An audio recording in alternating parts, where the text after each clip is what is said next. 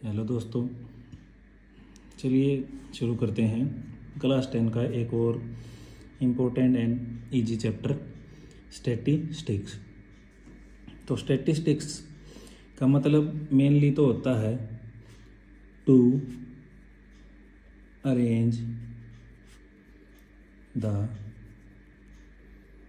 Given data for operations. अभी operations क्या होते हैं? जैसे डाटा को अरेंज करने के बाद ही हम उनका मीन, मोड, मीडियन ये सब निकाल सकते हैं। तो मेनली क्या होता है स्टैटिस्टिक्स का मतलब to arrange the given data in a well manner. एक अच्छे तरीके से डाटा को अरेंज करना क्या कहलाता है? स्टैटिस्टिक्स। जैसे ये क्वेश्चन नंबर 3 है, एक्सरसाइज 13.1 क्लास 10 का। तो इसमें क्या है, मैं डेली पॉकेट अलाउंस दिया हुआ है कि कोई बच्चे हैं उनको डेली पॉकेट अलाउंस मिलता है। जैसे 11 से 13 रुपये ये 7 बच्चों के मिलते हैं। 13 to 15 6, 15 to 17 9, 17 to 19 13। और ये मिसिंग फ्रीक्वेंसी दे दी हमको। ये नहीं पता हमें कि यहाँ पे कितने नंबर ऑफ चिल्ड्रंस को मतलब जो है ना इतना पॉकेट अलाउंस मिलता है। और मीन पॉकेट अलाउंस हमको दे रखा है 18। तो हमें ये मिसिंग फ्रीक्वेंसी का पता लगाना है। सबसे पहले तो क्लास मार्क क्या होता है? Lower class plus upper class divided by 2। तो 11 + 13 डिवाइडेड बाई 2 करेंगे तो आएगा हमारा 12। ऐसे ही फिर जो इनके बीच का डिफरेंस है वो आगे ऐड करते चले जाओ। 14 16 18 20 22 24। अब हम इसको करेंगे एज्यूम्ड मीन मेथड से। तो हमें इनमें से जो हमारा क्लास मार्क है ना, जिसको हम XI से डिनोट करते हैं, इसमें से हमें अपना एक मीन लेना है। ठीक है, वैसे तो मीन हमें ऑलरेडी गिवन है 18, तो हम इसी को मान लेते हैं A, यानी कि एज्यूम्ड मीन हमने मान लिया ये मीन है। अब एज्यूम्ड मीन मेथड में निकलता है DI का मतलब होता है deviation, XI minus A। XI हमारा ये वाला है एज्यूम्ड मीन यानी कि A। अब 18 में से 18 का इसके सामने तो लिखो 0, ऊपर वाले -2 -4 -6, नीचे 2 4 6। अब आएगा हमारा FI DI, यानी ये जो हमारी फ्रीक्वेंसी है ना FI इसको बोलते हैं। इसकी और DI की जो है ना हमें मल्टीप्लाई करनी है। तो 7 × -6 कितना आ गया? -42। 6 × -4 -24। 9 × -2 -18। 13 × 0 0। F की 2 के साथ मल्टीप्लाई करेंगे तो 2F। 5 की 4 के साथ 20। 4 की 6 के साथ 24। अब यहाँ हमारा समेशन FI DI = इनको अलग से ऐड करो, इनको अलग से, क्योंकि ये नेगेटिव हैं। तो ये आ जाएगा हमारा 8 और 4 12 और 2 14, 2 2 4 और 4 8, माइनस का 84। ये हमारा आ जाएगा 2F प्लस में 44। अब इसको माइनस करेंगे, प्लस माइनस करेंगे तो आएगा हमारा 2F और ये आ जाएगा माइनस का 40। अब हमारा एज्यूम्ड मीन का formula, mean by assumed mean method.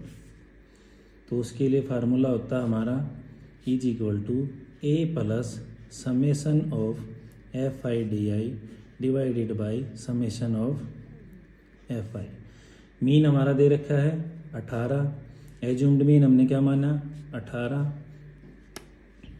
Plus ये हमारा आ गया FIDI 2F माइनस में 40 डिवाइडेड बाई समेसन FI का 44 प्लस F। अब इस 18 को इधर लेके आएंगे तो माइनस हो जाएगा, 18 minus 18 is equal to 2F minus 40 divided by 44 plus F। अब ये हो जाएगा 0 is equal to 2F minus 40 divided by 44 plus F। इसको इधर लेके जाएंगे, ये भी 0 हो जाएगा। यहाँ से हमारा आएगा 2F minus 40 is equal to 0 और 2F इज इक्वल टू 40 और यहाँ से F की वैल्यू क्या आ जाएगी 40 बाई में 2, ये कट जाएगा 20 पे, तो क्या आ गया 20। यानी मिसिंग फ्रीक्वेंसी जो हमारी F थी उसकी वैल्यू हमारी क्या आ गई 20। अब एक बार इसको डायरेक्ट मेथड से भी देख लेते हैं। मीन बाय डायरेक्ट मेथड ये होता है x bar is equal to summation of FI XI divided by summation of FI। अब हमको चाहिए FI और XI जो कि हमारा निकलेगा यहाँ से FI XI।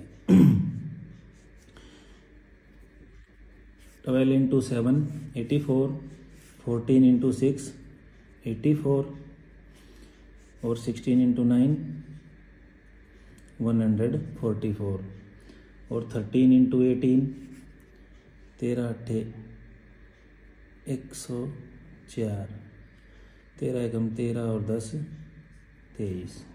F की 20 के साथ 20F 22 पंजे 110, 24 चौका 96। अब इनको ऐड करेंगे तो कितना आएगा